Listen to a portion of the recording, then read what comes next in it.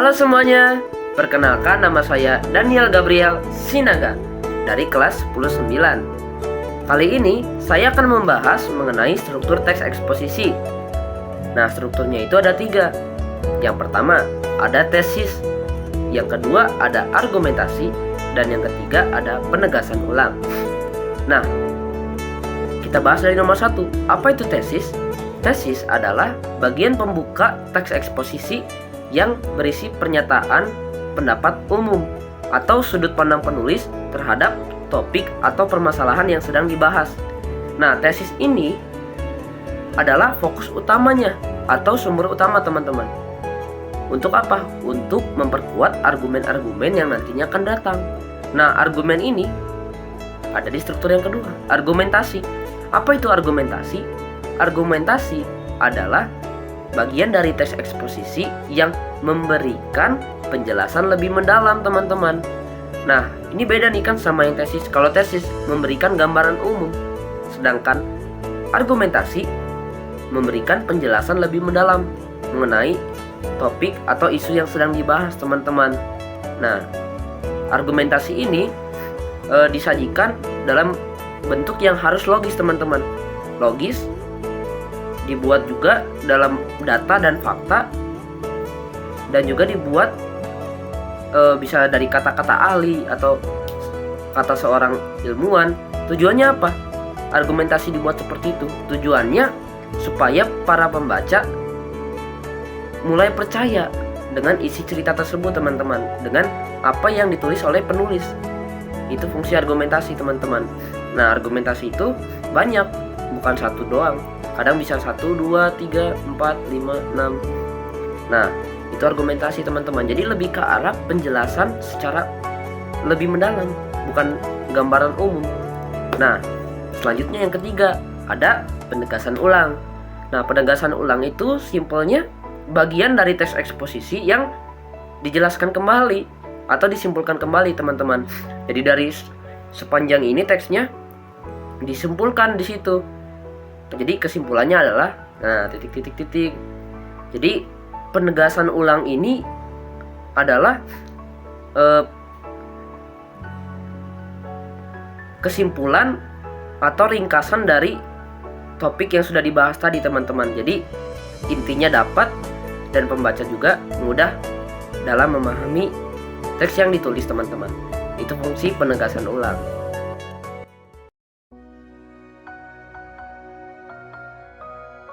Setelah membahas struktur teks eksposisi, sekarang kita akan mengambil satu contoh teks eksposisi dan kita akan menentukan yang mana bagian tesisnya, yang mana bagian argumentasi, dan yang mana bagian penegasan ulang. Nah, di sini saya sudah memiliki teksnya, terdiri dari 5 paragraf. Ini bisa kalian lihat.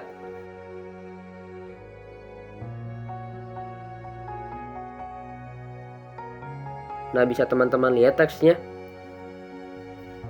Tesisnya berada di paragraf pertama. Argumentasinya berada di paragraf 2, 3, dan 4. Nah, jadi 2 sampai 4. Nah, sedangkan yang terakhir paragraf 5 adalah bagian penegasan ulang. Nah, sekarang saya akan bacakan teman-teman teksnya. Nanti kita jelaskan ya, saya jelaskan. Saya bacakan paragraf pertama. Animasi merupakan gabungan antara gambar visual bergerak dan audio yang membuat tayangan menarik untuk penonton. Banyak orang yang menganggap animasi cuma sebagai hiburan saja, seperti film kartun atau animasi anak-anak. Namun, pada kenyataannya, animasi itu memiliki fungsi yang banyak, seperti sebagai media informasi. Nah, itu yang bagian tesis teman-teman. Nah, sekarang argumentasi yang paragraf 2 sampai ke 4. Dikatakan di paragraf 2, salah satu keunggulan animasi itu dapat menarik perhatian karena menggabungkan visual dan audio. Gerakan warna dan suara pada animasi mampu membuat penonton fokus terhadap isi pesan atau moral yang disampaikan animasi tersebut. Misal, iklan layanan masyarakat tentang dampak membuang sampah sembarangan yang seringkali menggunakan animasi agar pesan lebih mudah diterima, baik anak-anak, remaja, dewasa, maupun orang tua. Lanjut di paragraf ketiga, masih dengan argumentasi. Selain untuk menyampaikan informasi, animasi juga berperan besar dalam dunia pendidikan yang dapat dirubah dari konsep-konsep yang sangat sulit untuk dijelaskan dengan cara menggunakan animasi yang menyenangkan. Nah, kita lanjut ke paragraf 4. Tidak hanya itu saja, animasi juga dapat digunakan untuk daya tarik konsumen dalam promosi, karena sekarang banyak perusahaan yang menggunakan animasi untuk promosi. Itu argumentasi teman-teman dari paragraf 2 sampai paragraf 4. Nah, sekarang ke penegasan ulang. Ada di paragraf 5.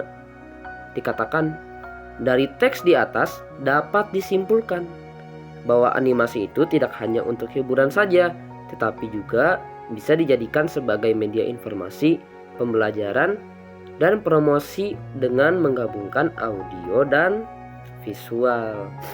Nah, buat teman-teman, saya jelaskan kenapa saya pilih yang tesis bagian ini, yang argumentasi bagian itu, yang penegasan ulang bagian akhir. Nah, sebenarnya kalau tesis itu sudah pasti berada di paragraf pertama teman-teman. Ya, kenapa tidak di paragraf 2? Karena biasanya ya ini, kalau udah ke paragraf 2, isi cerita itu sudah mulai mendalam teman-teman. Makanya kenapa dipisah paragraf 1 paragraf 2? Karena biasanya penulis menuliskan topik utamanya, sumber utamanya di paragraf pertama teman-teman. Kalau di paragraf kedua itu biasanya sudah mulai masuk ke dalam ceritanya, sudah mulai dijelaskan lebih mendalam atau argumentasi yang tadi. Jadi tesis dalam cerita ini berada di paragraf pertama teman-teman. Nah, pertanyaannya benar nggak tesis di paragraf pertama ini adalah gambaran umum teman-teman? Apakah ini adalah pernyataan pendapat umum? Nah, kita lihat ya teksnya. Animasi merupakan gabungan antara gambar visual bergerak dan audio. Sampai di situ dulu. Animasi merupakan gabungan antara gambar visual bergerak dan audio. Kita tahu kan, kalau animasi itu bisa kita lihat, animasi itu bergerak teman-teman, dan ada audionya. Ini pernyataan umum dan benar juga. Nah, kita lanjut saja. Banyak orang yang menganggap animasi cuma sebagai hiburan saja, seperti film kartun atau animasi anak-anak. Namun, pada kenyataannya animasi itu memiliki fungsi yang banyak, seperti sebagai media informasi. Nah, di kalimat yang setelah kata namun pada kenyataannya, ini terlihat seperti dijelaskan secara mendalam kan? Tapi ini masih termasuk ke dalam tesis teman-teman, masih termasuk gambaran umum. Kenapa saya bisa katakan ini masih termasuk gambaran umum? Karena di sini dikatakan namun pada kenyataannya. Pada kenyataannya teman-teman. Artinya apa? Artinya kita sudah tahu. Artinya ini gambaran umum. Sudah pernah terjadi, sudah pernah nyata. Tuh, namun pada kenyataannya animasi itu memiliki fungsi yang banyak. Nah, kecuali teman-teman ketika teks ini tidak mengatakan namun pada kenyataannya. Jadi gini nih, kalau teksnya ngomong banyak yang menganggap animasi cuma hiburan saja, seperti film kartun atau animasi anak-anak. Padahal animasi itu memiliki fungsi yang banyak, seperti sebagai media informasi dan lain-lain. Itu baru termasuk penjelasan umum teman-teman. Kenapa? Karena tidak dikatakan namun pada kenyataannya. Jadi seolah-olah dia sudah mulai menjelaskan tuh, kalau salah loh yang dikatakan orang-orang tentang animasi. Animasi itu banyak fungsinya. Nah, kalau dikatakan seperti itu, baru dia sudah termasuk argumentasi. Ada pendapat di situ teman-teman. Sudah mulai dijelaskan lebih dalam.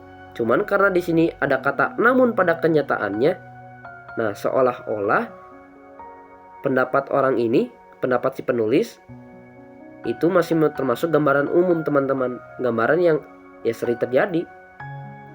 Itu teman-teman, kenapa paragraf pertama kita masukkan ke dalam tesis teman-teman, karena masih termasuk gambaran umum. Nah, sekarang kita lanjut ke argumentasi. Kenapa argumentasi dimulai dari paragraf 2? Ya sudah pasti ya teman-teman, strukturnya cuma 3. Tesis itu sudah pasti di awal. Nah, kalau penegasan ulang itu juga sudah pasti di akhir. Jadi yang di tengah-tengah apa? Yes, argumentasi teman-teman. Jadi supaya kita mudah mengingatnya, kalau tesis itu ada di awal, kalau penegasan ulang itu ada di akhir. Sedangkan argumentasi itu isinya teman-teman, penjelasannya. Nah, sekarang kita akan lihat dari paragraf kedua, argumentasi. Saya bacakan. Salah satu keunggulan animasi itu dapat menarik perhatian karena menggabungkan visual dan audio. Ini masih umum juga sih teman-teman. Tapi karena ini dalam satu kalimat yang panjang ini, dalam satu kalimat yang sama, tidak terpisah, jadi ini tidak bisa dikatakan gambaran umum. Nah, di depannya kan dikatakan lagi, gerakan warna dan suara pada animasi mampu membuat penonton fokus terhadap isi pesan atau moral yang disampaikan animasi tersebut. Nah, ini sudah mulai mendalam teman-teman. Kalau sudah mulai mendalam, sudah mulai kata gerakan warna, suara mampu membuat penonton fokus. Nah, ini mendalam. Karena animasi itu ketika dikatakan animasi, yang kita pikirkan kan, oh itu visual yang bergerak. Ada suaranya kan, ada gambarnya yang bergerak-gerak. Nah, tapi kalau sudah mulai dikatakan tujuannya, ini kan mampu membuat penonton fokus. Berarti tujuan dari pembuatan animasi teman-teman. Tujuan dari pembuatan animasi membuat penonton fokus terhadap isi atau pesan moral tadi. Nah, ini sudah mulai mendalam. Kita tahu mendalam dari mana? Karena sudah mulai ke tujuan. Tujuannya mulai mendalam teman-teman. Jadi yang tadi tulisannya nih animasi, maka gambaran umum adalah apa itu animasi. Animasi itu visual ya, animasi itu audio juga. Nah, itu gambaran umum. Sedangkan kalau argumentasi udah mulai tuh nanya-nanya, tujuannya apa, fungsinya apa, manfaatnya ada nggak sih, apa hubungannya dengan kehidupan sehari-hari, apakah saya pernah melihatnya. Nah, itu sudah mulai mendalam pertanyaannya. Dijawablah oleh sang penulis.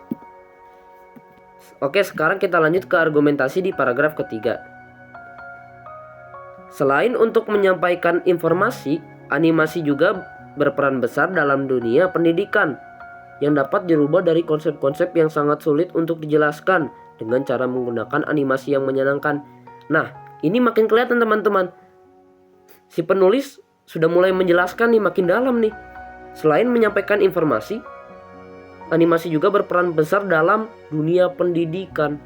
Ya walaupun kelihatannya dalam kata dunia ini ya mungkin seperti gambaran umum kan, tapi pada kenyataannya tidak teman-teman. Karena di kalimat ini dikatakan animasi juga berperan besar dalam dunia pendidikan. Dalam dunia pendidikan teman-teman. Jadi bukan dunia pendidikan di sini bukan memberitahu kalau oh ini tuh animasi itu umum loh sampai ke dunia, tapi dikatakan di sini tentang pendidikan. Nah, ini sudah mulai mendalam. Pendidikan yang dapat dirubah dari konsep-konsep yang sangat sulit tuh. Sudah argumentasi ini sudah mulai bukan gambaran umum lagi teman-teman. Nah, di argumentasi di paragraf keempat sekarang, tidak hanya itu saja, animasi juga dapat digunakan untuk daya tarik konsumen dalam promosi. Nah, kita lihat. Jadi, informasi yang sudah diberikan tadi di paragraf kedua ditambah lagi tuh di paragraf ketiga teman-teman. Lalu ditambah lagi di paragraf keempat informasinya tentang animasi. Tadi di paragraf kedua dibilang informasi sebagai informasi. Di paragraf ketiga dibilang, oh selain informasi bisa juga sebagai pendidikan. Di paragraf keempat dikatakan, oh selain pendidikan, selain informasi, bisa juga sebagai promosi iklan. Nah, ini. Jadi cara kita tahu ini argumentasi atau enggak, informasinya itu ditambah teman-teman. Informasinya itu semakin bertambah berkali-kali lipat. Cara kita tahu itu argumentasi atau bukan. Bukan kalimat yang panjang ya yang harus itu argumentasi. Tapi argumentasi juga bisa dari kalimat yang pendek. Ini kan terlihat pendek teman-teman. Ya, tapi di sini dikatakan tidak hanya itu saja, animasi juga dapat digunakan sebagai daya tarik konsumen dalam promosi. Emangnya animasi ini kalau kita pikir-pikir bisa jadi promosi teman-teman. Cuman ini kan diingatkan kembali. Jadi tidak gambaran umum. Walaupun kita tahu ya kalau animasi itu sering muncul di TV-TV, sering muncul di HP teman-teman, iklan ya kan, di game juga ada. Ya walaupun kita tahu, tapi dalam teks eksposisi ini kita tidak dianggap ke dalam gambaran umum, tapi dianggap ke argumentasi. Ya karena informasinya bertambah terus teman-teman, bertambah dan makin mendalam. Jadi kita bisa merasakan gitu teman-teman. Nah kita lanjut ya ke paragraf kelima nih. Nah ini menjadi pertanyaan, kenapa paragraf kelima termasuk penegasan ulang? Kenapa nggak termasuk argumentasi? Nah jawabannya bukan hanya karena paragrafnya cuma 5. Jadi paragraf 5 penegasan ulang, belum tentu juga teman-teman. Bisa saja kalau contoh ada 10 paragraf nih, bisa saja penegasan ulangnya itu di paragraf ke-6. Bisa saja di paragraf ya terakhir yang ke-7, 8, 9, 10 bisa saja kembali ke argumentasi. Jadi argumentasi itu nggak harus di tengah juga, bisa juga dia di akhir teman-teman. Sebelum akhir juga bisa. Bisa juga penegasan ulangnya itu di bagian tengah, bisa kebalik-balik. Yang pasti penegasan ulang itu tidak mungkin di awal. Kenapa tidak bisa di awal? Namanya juga penegasan ulang, berarti ditegaskan kembali. Kalau namanya ditegaskan kembali, nggak mungkin dong di awal. Awal itu kan baru dijelasin, sedangkan ditegaskan kembali sudah pasti di setelah awal. Begitu teman-teman. Nah kita lihat di paragraf kelima, kenapa termasuk penegasan ulang. Dari teks di atas dapat disimpulkan. Nah kita lihat aja dari teks di atas dapat disimpulkan. Seperti yang saya jelaskan di awal tadi kan, kalau penegasan ulang itu adalah menyimpulkan kembali. Di sini ada kata apa? Dapat disimpulkan. Artinya ini penegasan ulang teman-teman. Simpelnya kayak gitu aja. Jadi kalau penegasan ulang itu biasanya ada kata jadi titik. Oleh karena itu teks ini menjelaskan tentang titik. Atau tadi dari teks di atas dapat disimpulkan titik. Atau makna dari cerita ini adalah kita tidak boleh titik. Nah itu termasuk penegasan ulang teman-teman. Cari aja kalimat-kalimat seperti itu. Di sini juga udah jelas, dari teks tersebut dapat disimpulkan. Berarti ini kesimpulan. Ya kita baca aja sampai habis. Bahwa animasi itu tidak hanya untuk hiburan saja, betul, tetapi juga bisa dijadikan sebagai media informasi. Nah paragraf kedua tadi ya, pembelajaran. Paragraf ketiga, dan promosi. Paragraf keempat, dengan menggabungkan audio dan visual. Tuh dijelasin lagi dari awal tadi kan, penjelasan animasi, gabungan audio dan visual. Benar kan teman-teman? Penegasan ulang ini benar-benar dari teks yang panjang tadi disingkatin, disimpulin, dan ternyata maknanya sama. Maknanya tidak berubah sedikit pun teman-teman. Bahkan diulang kembali dalam paragraf kelima ini. Begitu teman-teman cara kita bisa membedakan yang mana tesis, yang mana argumentasi, dan mana penegasan ulang. Simpelnya seperti itu. Jadi jangan sampai kita terkecoh ya dengan soal-soal seperti itu. Ini salah satu contoh teks eksposisi teman-teman. Dan kenapa ini bisa terpakai? Karena ketiga bagian tadi adalah struktur dari teks eksposisi. Nah, oh iya, teks eksposisi itu kan belum saya jelaskan. Jadi teks eksposisi adalah teks yang bertujuan menjelaskan topik atau sesuatu secara objektif, singkat, padat, dan jelas yang disertai dengan fakta dan data, teman-teman. Itu pengertian dari teks eksposisi. Sama kan dengan cerita tadi, tujuannya untuk memberitahu kita kalau animasi itu fungsinya banyak loh, bukan hanya untuk tontonan saja, tapi bisa untuk informasi, pembelajaran, dan promosi. Itu teman-teman. Jadi fungsi teks eksposisi adalah memaparkan informasi secara jelas, secara singkat, padat, dan sesuai fakta dan data kepada sang pembaca. Itu teks eksposisi, teman-teman. Ya, yang tadi itu struktur teks eksposisi.